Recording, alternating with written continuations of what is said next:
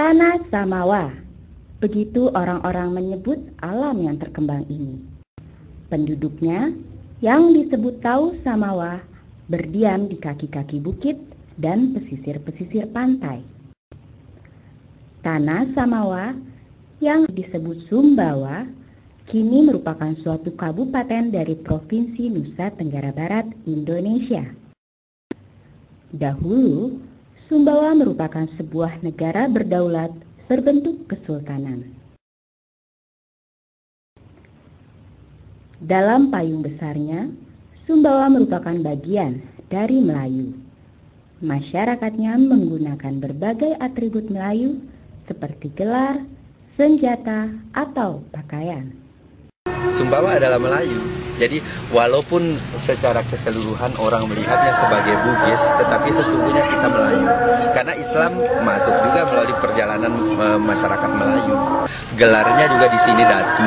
Kita juga mengenal sarung songket. Ini songket ini ada tradisi yang disongket yang dipakai anak itu tradisi Melayu. Jawa tidak mengenal songket, tapi mengenal sewek, batik. Tidak mengenal songket karena dia bukan budaya Melayu. Kalau Melayu bagi kami itu adalah sebuah budaya yang di mana Melayu itu merupakan satu kelompok budaya maritim yang di sana itu Islam ada. Jadi Melayu, maritim dan Islam itu adalah satu kesatuan dan Sumbawa itu berada di situ. Sebagai Melayu, tak heran jika orang Sumbawa berumah panggung. Dan salah satu jejak dari Kesultanan Sumbawa yang terkenal ini ada pada istananya, yakni Istana Dalam Loka. Istana ini pun disebut-sebut sebagai bentuk rumah panggung yang terbesar di dunia.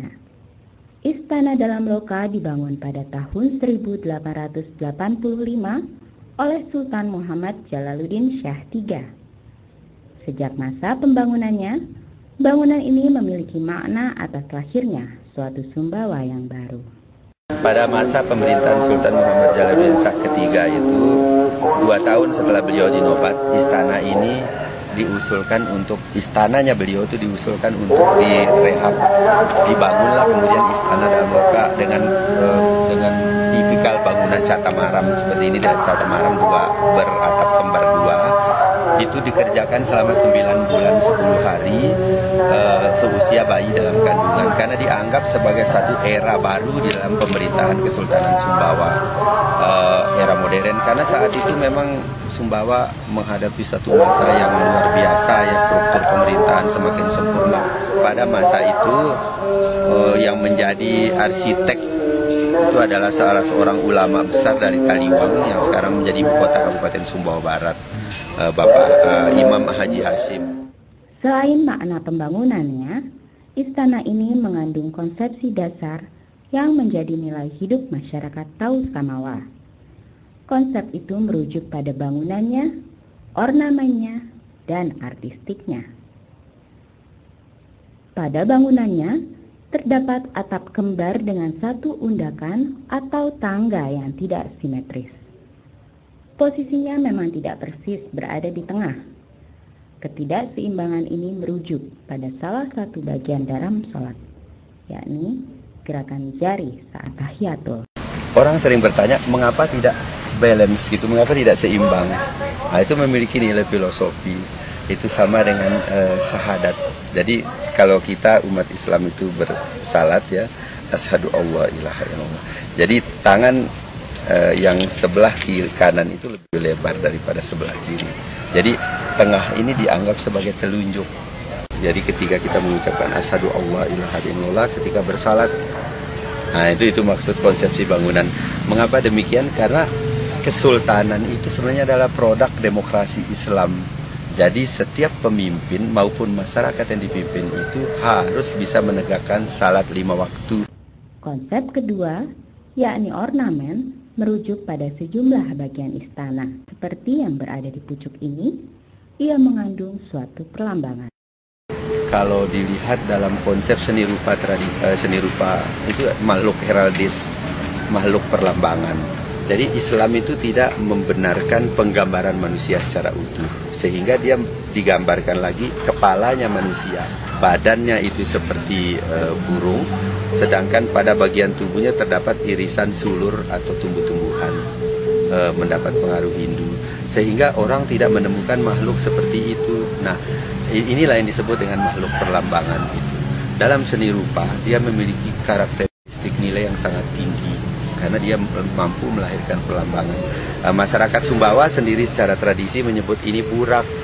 Burak itu adalah kendaraan yang ditunggang oleh Nabi Muhammad ketika Isra Mi'raj pada tanggal 27 Rajab.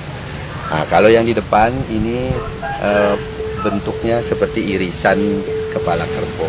Hampir di seluruh wilayah kekuasaan Sulawesi Besar, karena Sumbawa juga termasuk ke dalam salah satu kesultanan yang pernah mendapat perlindungan dari begitu pengislamannya di tahun awal abad 17 ya, tepatnya tahun 1610, sehingga kerbau sebagai kendaraan yang dikendarai oleh Laki Padada, manusia laki-laki pertama yang turun ke Sulawesi, itu merupakan makhluk terkuat, makhluk kokoh, makhluk gaib, makhluk yang memiliki kekuatan.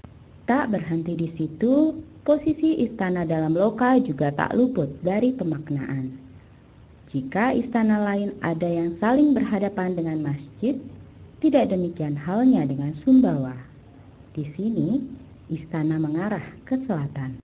Mungkin juga Anda pernah menemukan di Sumatera, Kalimantan, Sulawesi, di Jawa. Itu berhadapan. Sumbawa enggak, dia bertolak belakang, dia menyamping, mengarah ke selatan. Mengapa demikian?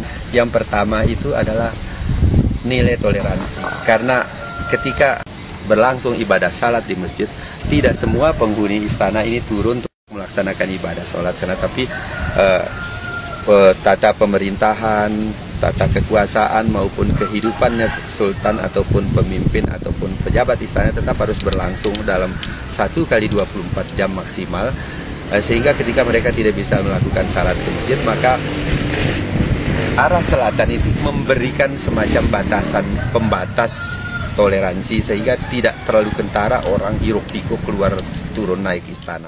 Dan pemungsian pintu sebelah timur. Orang Sumbawa menyatakan itu lawang swai, gerbang kedua. Gerbang pertama itu tidak difungsikan ke arah masjid, jadi ditutup. Itu bentuk toleransi. Kemudian yang kedua, arah selatan berdasarkan hitungan moksa bumi, arah ruang dan lain sebagainya. Itu selatan itu memberikan kedamaian, ketenangan, kemakmuran bagi penghuni yang ada di atasnya.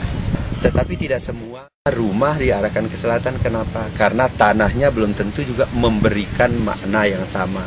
Jadi di atas tanah ini, tamak istilahnya orang Sumbawa ya, lahan atau kaplingannya itu, bangunan itu ideal sekali menghadap ke selatan. Bagian lain dari istana dalam loka yang tak kalah penting adalah tiang-tiangnya. Di sini tiangnya berjumlah 99 buah. Dan angka ini melambangkan Asmaul Husna atau nama-nama Allah yang memang berjumlah 99. Artinya setiap sultan yang memimpin itu harus mensifati dirinya sesuai dengan sifat Allah. Dia harus Maha Rahim, Maha Rahman, Maha Aziz, Maha Malik, Maha Ghafur, Maha Jabbar, dan lain sebagainya. Sedapat mungkin mensifati dirinya bijaksana, bisa memberi hukuman karena dia punya kekuasaan, menaklukkan karena dia bisa berperang memperluas kekuasaan, Maha menyayangi, Maha mengasihi, Maha memiliki kekuasaan dan sebagainya. Jadi nilai-nilai yang sangat dalam dan sakral itu masih dihayati oleh orang Sumbawa sampai sekarang. Istana dalam loka hari ini tak lagi berfungsi sebagaimana lazimnya sebuah istana. Sejak tahun 1958, ia lebih dimeriahkan bukan oleh urusan-urusan pemerintahan, tetapi lebih pada ranah kesenian.